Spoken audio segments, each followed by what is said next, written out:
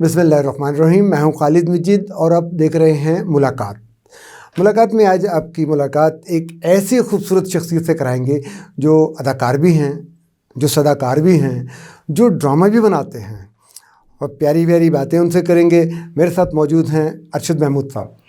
जी अस्सलाम बहुत वालेकुम। शुक्रिया सर, आप आए, आपने वक्त निकाला और आज हम बैठेंगे यहाँ पे हक न्यूज़ पे अच्छी अच्छी बातें करेंगे। खालिद साहब, सबसे पहले तो बहुत शुक्रिया हक न्यूज़ का, और आपकी ये जो काविशें हैं, ख़ास तौर पे मैं अगर वेबसाइट की बात करूँ, आपकी वेबसाइट पे बहुत ज़बरदस्त प्रोग्राम देखने को मिल रहे हैं, तो आज उसी के बदौलत आपके सामने बैठा बहुत शुक्रिया।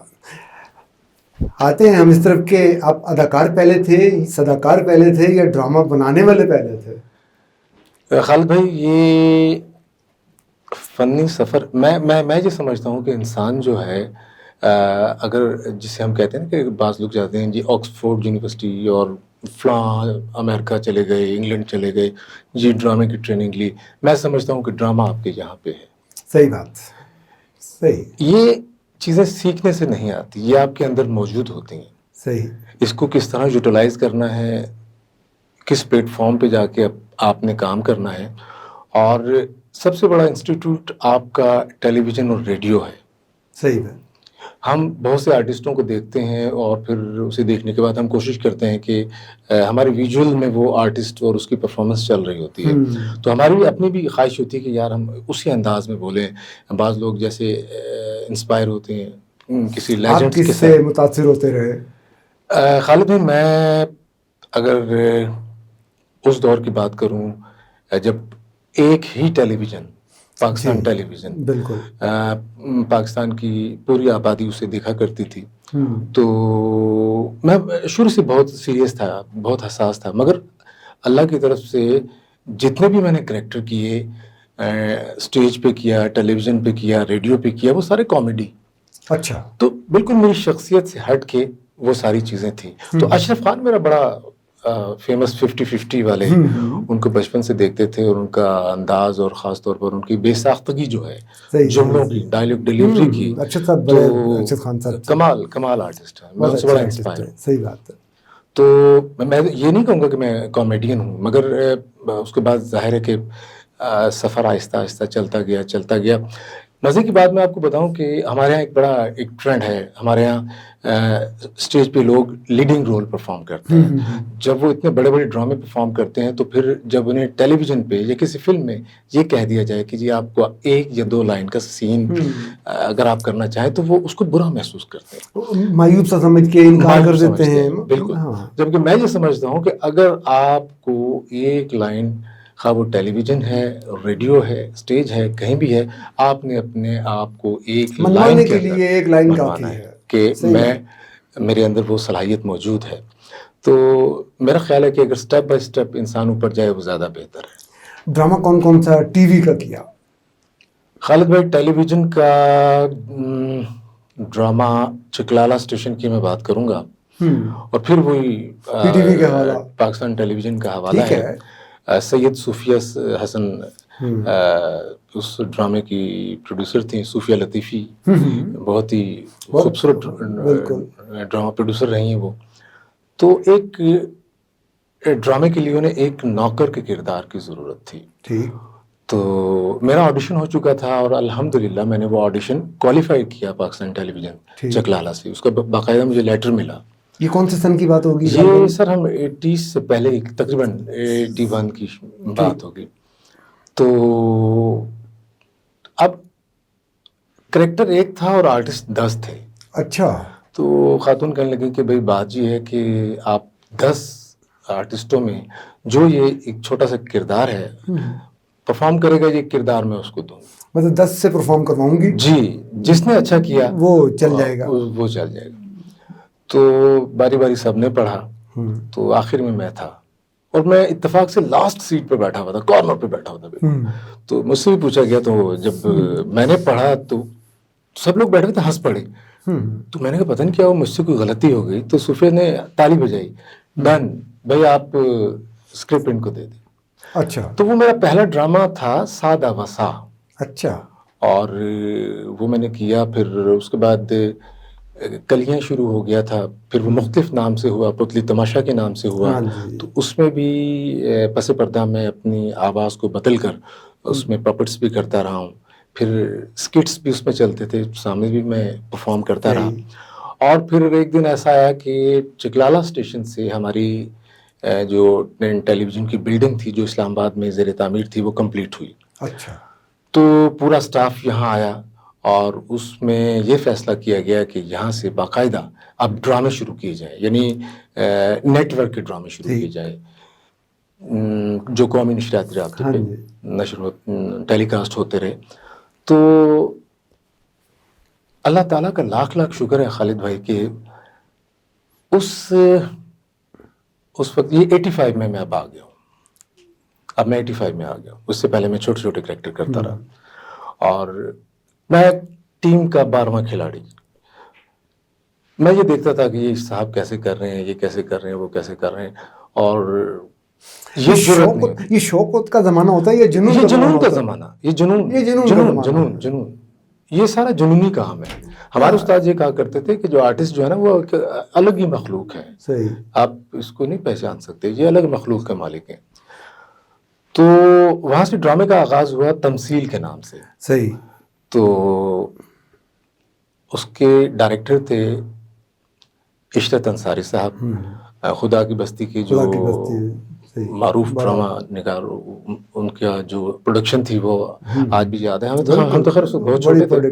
تو جب مجھے یہ پتہ چلا کہ یار عشرت انصاری صاحب اس کے ڈائریکٹر ہیں، تو پھر وہی بات ہوئی کہ اس ایک کریکٹر کے لیے 52 لوگوں کو جو راولپنڈی اسلام آباد کے مہان تہان آرٹسٹ تھے ان کو بلایا گیا کہ بھئی یہ اسلام آباد ٹیلی ویژن مرکز کا سب سے پہلا اردو ڈرامہ ہے. کاسٹنگ تقریباً کمپلیٹ ہے. ایک ایسا کریکٹر چاہیے جو ایک رانگڑی لینگویج ہے وہ بول سکے. اچھا. اور اس کے لیے باقاعدہ آڈیشن ہوئے، اور اس وقت یہ موبائل نہیں ہوا کرتا تھا. تو دائیں بائیں کے اڑوس پڑوس میں کہیں ایک ٹیلی فون کسی کے گھر میں ہے، تو میں بھی وہاں چلا گیا. تو آڈیشن میں نے بھی دیا. تو مجھے عشرت انصاری صاحب کہنے لگے کہ بھئی آپ کا نام، میں نے کہا جی ارشد محمود. بچے آپ ایسا کرو کہ آپ باہر بیٹھ جائیں، تو آپ کو ابھی بتا دیتے ہیں. لیکن جناب میں باہر بیٹھ گیا. شام کے 4 بج گئے.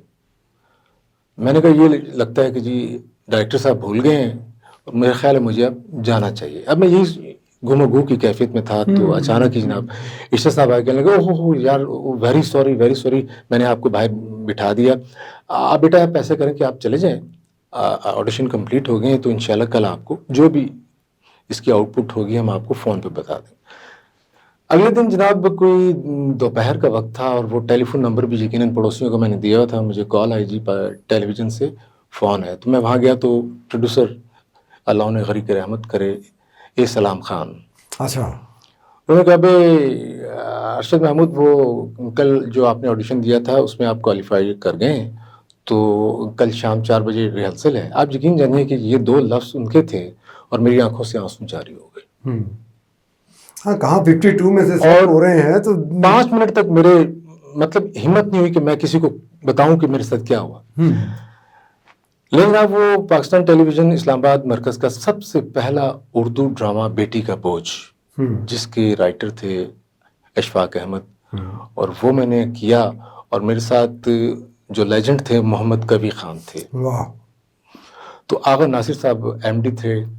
تو عشرت صاحب کہنے لگے یار آج انہوں نے ریہرسل دیکھنی ہے، ہم نے کسی چٹے سے لڑکے کو رکھ لیا ہے. کریکٹر ایک ایسے کالے لڑکے کا ہے جس کو ہم نے میک اپ کے بعد کالا دکھانا ہے. تو مجھے کہنے لگے یار تم جا کے چھپ جاؤ، ڈائریکٹ وہ ایم ڈی صاحب آ رہے ہیں تو مجھ سے پوچھیں گے یار کون کون سے کریکٹر ہیں، ایسا نہ ہو کہ ریجیکٹ ہو جاؤ. اچھا. میں تھوڑی دیر کے لیے غائب بھی ہو گیا. خیر الحمدللہ جب وہ ٹیلی ویژن پہ چلا اور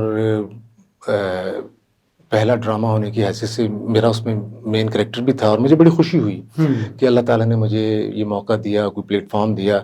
پھر اس کے بعد میں نے سید شاکر عزیر صاحب، ان کی بہت کنٹریبیوشن ہے اس حوالے سے ڈرامے کی. اگر میں بات کروں اسلام آباد کی، میں اگر بات کروں تو سید شاکر عزیر کا بہت بڑا نام ہے ڈرامے کے حوالے سے، اور بہت سے آرٹسٹوں کو انہوں نے متعارف کروایا. پھر اس کے بعد باقاعدہ ڈرامے تو میں نہیں کہوں گا کہ شروع ہوئے، مگر یہ ہے کہ جو بھی ڈرامہ شروع ہوتا تھا تو اس میں ایک حاضری لگ جاتی تھی. देखिए बातें इतनी खूबसूरत हो जाती हैं और हम बातों में इतने महव हो जाते हैं कि हमें वक्त का एहसास नहीं होता। बेशक ऐसे ठीक है, बिल्कुल ब्रेक का ऐसे। वक्त आ गया है। छोटी सी ब्रेक के बाद हम दोबारा मिलते हैं। तो यहाँ नाज़रीन लेते हैं छोटी सी ब्रेक। अरशद महमूद साहब की प्यारी प्यारी खूबसूरत सी मधुर सी बातें और खूबसूरत सी भी बातें और सुनाएंगे। हम मिलते हैं ब्रेक के बाद।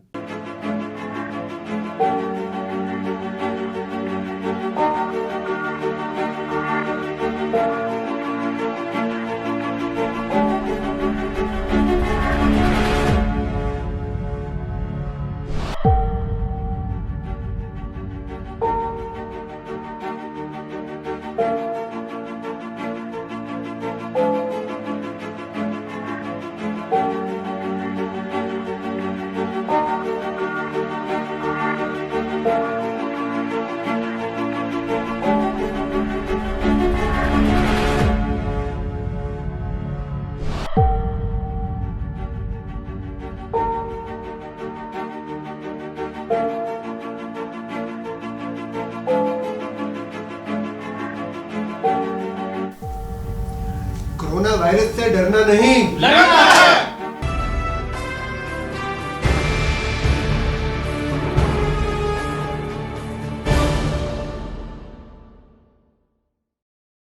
वेलकम बैक नाज़रीन।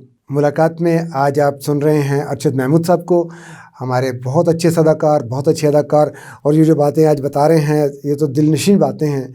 जी अरशद साहब, इसके बाद का एक फौरी बात फिर क्या होता है? जी, ड्रामा शुरू हो गए पाकिस्तान टेलीविज़न इस्लामाबाद मरकज़ से, और बहुत से ड्रामों में काम किया, गेस्ट हाउस में काम किया। फिर एक थी गुड़िया, यहाँ से शुरू हुआ, जो बाद में बंद भी हो गया था। उसमें बड़ा अच्छा कैरेक्टर था, काम मैंने किया। और फिर ऐन इश्क ड्रामा जो था, हाँ जी, बिल्कुल आसफ़ा शाकिर का लिखा हुआ था और सैयद शाकिर उज़ैर ने उन्हें प्रोड्यूस किया था।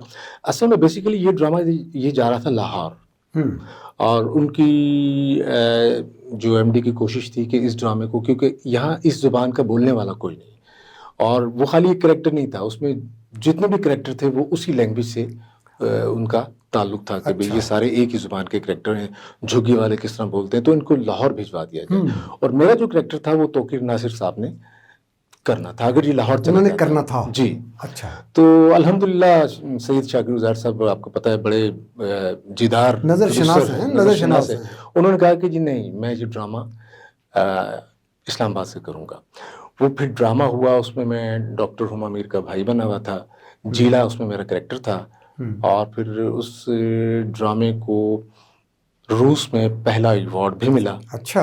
और उसके बाद फिर चल सोशल ड्रामे करता गया। एक बात बताना बहुत ज़रूरी समझूंगा कि जैसे अल्लाह ताला ने मुझे इस्लामाबाद मरकज़ का सबसे पहला ड्रामा करने का एहसास मेरे नाम किया, इसी तरह डीएमटी डेली मॉर्निंग ट्रांसमिशन जब सुबह की नशरियात का आगाज़ हुआ तो उसमें भी सबसे पहला उर्दू ड्रामा सीरियल वो भी मैंने किया, बेगम की डायरी। अच्छा अच्छा अच्छा अच्छा। और लाहौर से तुलुए सहर चलता था, कराची से आंगन टेढ़ा चलता रहा, इस्लामाबाद से बेगम की डायरी के नाम से वो ड्रामा सीरियल यहाँ से चलता रहा। हम मौजूदा दौर में आते हैं। मुझे ऐद वफ़ा याद है कि ऐद वफ़ा में आप थे, ये जो अभी ताज़ा तरीन हम टीवी का ड्रामा ख़त्म हुआ है। इससे कुछ दिन पहले किसी और चैनल पे भी एक आपका ड्रामा चल रहा था।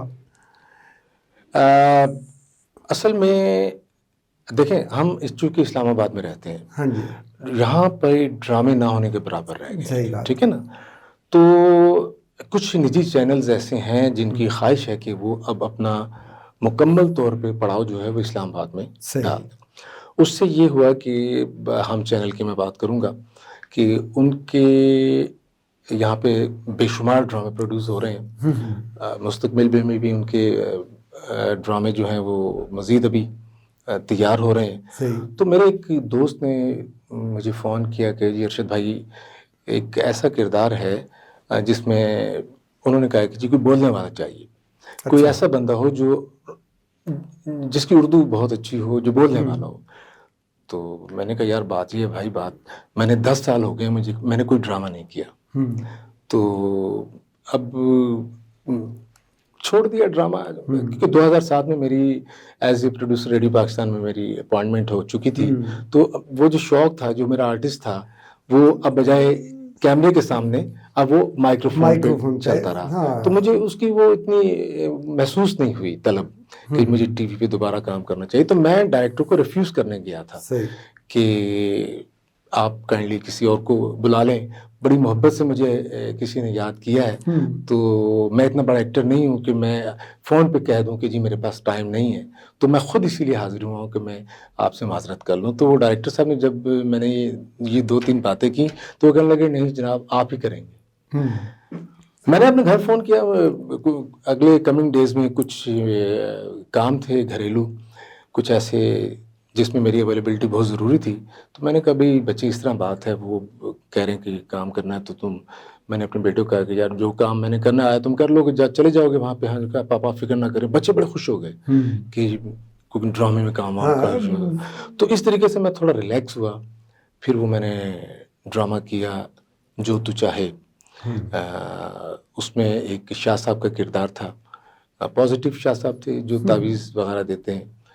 تو وہ پھر کہیں ایک اور ٹیم آئی عہد وفا، اور پھر اسی طریقے سے ایک کال آ گئی ایک دوست کی کہ بھائی بولنے والا چاہیے. تو میں نے کہا جی میں اتنا اچھا ایکٹر نہیں ہوں. آپ یقین جانیے خالد بھائی کہ میں جب بھی کہیں پرفارم کرتا ہوں، چاہے وہ ٹیلی ویژن ہو، چاہے وہ ریڈیو ہو، چاہے وہ اسٹیج ہو، کہیں بھی ہو، میں ایکٹنگ نہیں کرتا.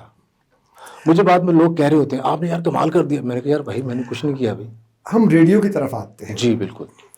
ریڈیو پہ صداکاری، اداکاری اور پھر یہ ڈائریکشن، اس میں سے دل کس چیز کی طرف زیادہ جاتا ہے؟ دیکھیں ویسے اس وقت جو میرا پورٹ فولیو ہے وہ ڈرامہ ہی ہے ریڈیو پہ. صحیح ہے. اور اپنے اس پورٹ فولیو سے ہٹ کے اگر میں بات کروں تو میں نے ریڈیو پاکستان کے جتنے پروگرام ہیں تمام پروگرام میں نے کیے ہیں، چاہے وہ رپورٹنگ ہے، چاہے وہ وائس اوور ہے، چاہے وہ ڈاکومنٹری ہے، چاہے وہ میوزک کا پروگرام ہے. ڈاکومنٹری تو ایک ہماری بھی یادگار ہے دونوں کی. کیا بات ہے، کیا بات ہے. اس میں خاص طور پہ وہ بڑا ایک ہمارے لیے بڑا چیلنج تھا ریڈیو پاکستان کے لیے، جو ہم لوگوں نے، کیونکہ ہم لوگ جب ہمیں ہیڈ کوارٹر سے کوئی لیٹر آتا ہے ریڈیو کا کہ جی اگر آج آپ نے قائد اعظم پہ پروگرام کرنا ہے تو ہم کراچی بھیجتے ہیں، اگر علامہ اقبال کے کسی ایونٹ کا پروگرام ہے تو لاہور بھیج دیا جاتا ہے، اگر کوئی سندھ کا ڈرامہ ہے تو وہ کوئٹہ یا کراچی یا اس چینلز کو ایلوکیٹ ہو جاتے ہیں. تو اختر ہوشیار پوری غالباً، ہاں جی، تو ان کا ایک آ گیا کہ جی یہ ڈاکومنٹری آپ نے پنڈی سے بنانی ہے. اور میں اپنے سننے والوں کو یہ ضرور کہوں گا کہ اختر ہوشیار پوری کے لیے میں نے جتنے پنڈی کے رائٹرز تھے ان سب کو میں نے دیکھا، مگر اس کے اوپر کسی کے پاس کوئی ان ڈیٹیل اتنی معلومات نہیں تھی. پھر مجبور ہو کہ جناب خالد صاحب آپ کو میں نے کال کی. اور جناب میں خالد صاحب کی بات اس لیے کر رہا ہوں کہ خالد صاحب نے اس ڈاکومنٹری کے لیے اپنا دن رات ایک کیا. انہوں نے کوئی پروفیسر کسی بھی یونیورسٹی کے حوالے سے میں اگر بات کروں ان سے بھی انہوں نے بات کی، مگر اختر ہوشیار پوری کا کوئی ہمیں کہیں سے کچھ نہیں ملا. مگر خالد مجید صاحب کمٹمنٹ کے میں آج بھی ان کا اسی حوالے سے بہت بڑا فین ہوں. جب بھی میری میٹنگز میں یا پروگرامز کے حوالے سے بات ہوتی ہے تو خالد مجید واحد ایک ایسا رائٹر ہے جس کو یہ نہیں کہ یہ میرے منہ پہ بیٹھے ہیں کہ میں آپ کی تعریف کر رہا ہوں، میں پیٹھ پیچھے بھی آپ کو یہ کہتا ہوں کہ خالد مجید صاحب کو کہ انہوں نے کوئی چراغ رگڑنا ہے اور وہ باہر آ جانی ہے. تو وہ پھر اختر ہوشیار پوری پہ آپ نے اس پہ ورک آؤٹ کیا اور پھر الحمدللہ وہ لکھنے والا صرف لکھتا ہے، اصل کام تھوڑی دیر پہلے بھی یہی بات ہو رہی تھی، لکھنے والا مردہ لفظ لکھتا ہے، اداکار اور ڈائریکٹر جو ہے ان مردہ لفظوں کو جان دیتا ہے. بالکل صحیح کہا. یہ جان کے حوالے سے مجھے ایک بڑی عجیب سی بات یاد آ رہی ہے ارشد صاحب کہ آج میں ایک ڈاکٹر کو ملا، ان کا نام تھا ڈاکٹر توقیر احمد ملک. شوگر کے وہ ڈاکٹر ہیں اور انہوں نے شوگر کا علاج کرتے ہیں. انہوں نے مجھے 2-3 باتیں ایسی بتائیں، میں چند دنوں بعد اپنے پروگرام میں انہیں بلاؤں گا اور یہاں بیٹھ کے وہ شوگر کے آسان نسخے بتا دیں گے. انہوں نے مجھے 2 باتیں بتائیں جو میرے لیے توجہ کی طالب تھی، وہ توجہ کے لیے تھی. پہلی بات یہ کہ پوری دنیا میں ہر 2 منٹ بعد ایک انسان کی ٹانگ شوگر کی وجہ سے کٹ جاتی ہے. اور دوسری بات انہوں نے یہ بتائی کہ اگر آپ کے جوتے صحیح ہوں تو آپ کو شوگر کا زخم نہیں ہو سکتا. بالکل صحیح. تو ڈاکٹر توقیر احمد ملک صاحب को इंशाल्लाह चंद दिन बाद इसी जगह पे हम बैठ के बातचीत करेंगे। उस दिन हम शुगर के हवाले से उनसे समझेंगे, सीखेंगे और दोस्तों को बताएंगे। अच्छा साहब, खालिद साहब, डॉक्टर साहब की आप बात कर रहे हैं, तो चूंकि रेडियो पाकिस्तान भी आवाम का स्टेशन है, तो हम इन्हें भी अपने प्रोग्राम में मौका देंगे। और शूज़ की आप बात कर रहे हैं, आजकल तो जो नॉर्मल इंसान है जिसे शुगर नहीं है, जी जी, वो भी ये चाहता है कि मैं कंफर्टेबल रहूं और सही, ऐसे मेडिकेटेड शूज़ हों जिसमें चलने में आसानी हो। आपको पता है कि अब वॉक का दौर ख़त्म हो गया है, लोग इस चीज़ से दूर हटते जा रहे हाँ हैं, जी, तो बीमारियां जो हैं वो आम होती जा रही हैं इस तरह। बिल्कुल ऐसा ही है। अच्छा साहब, कोई ऐसी बात जो आप कहना चाहते हो सुनने वालों को, देखने वालों को, तो वो ज़रूर बताएं। जी खालिद भाई, सबसे पहले तो एज एन आर्टिस्ट मैं ये बात ज़रूर कहूँगा कि हम जिस शहर में रहते हैं, रावलपिंडी इस्लामाबाद में, हमारे यहाँ के 2 या 4 आर्टिस्ट ऐसे हैं जो अवामी सतह पर नमूदार हुए हैं, जिनकी शनाख्त बनी है। सही बात है, लेग पुलिंग जब तक ये ख़त्म नहीं होगी, कोई भी आर्टिस्ट ना वो अपने काम के साथ सिंसियर है, सही, ना वो आगे बढ़ सकता है। तो हमेशा से कोशिश यही करनी चाहिए कि अगर आप किसी के लिए अच्छा सोचते हैं तो अल्लाह ताला आपका खुद ही सबब बना देता है। तो किसी के लिए अच्छा गुमान अगर आप अपने दिल में रखेंगे तो वो भी आपकी नेकी में शामिल हो जाएगी। तो दूसरों के लिए अच्छा कीजिए, अल्लाह ताला आपके लिए अच्छा करेगा। बहुत अच्छी बात की अरशद महमूद साहब आपने। हमेशा खैर सोचें, आपके लिए भी खैर होगी, दूसरे का भला सोचें, आपके लिए भला होगा। मुलाकात का वक्त यहाँ पे ख़त्म हो रहा है। खालिद मजीद को इजाज़त दीजिए। अरशद महमूद साहब का बहुत शुक्रिया। आइंदा हफ्ते फिर किसी शख्सियत के साथ यही मुलाकात होगी। इजाज़त दीजिए। अल्लाह हाफ़िज़।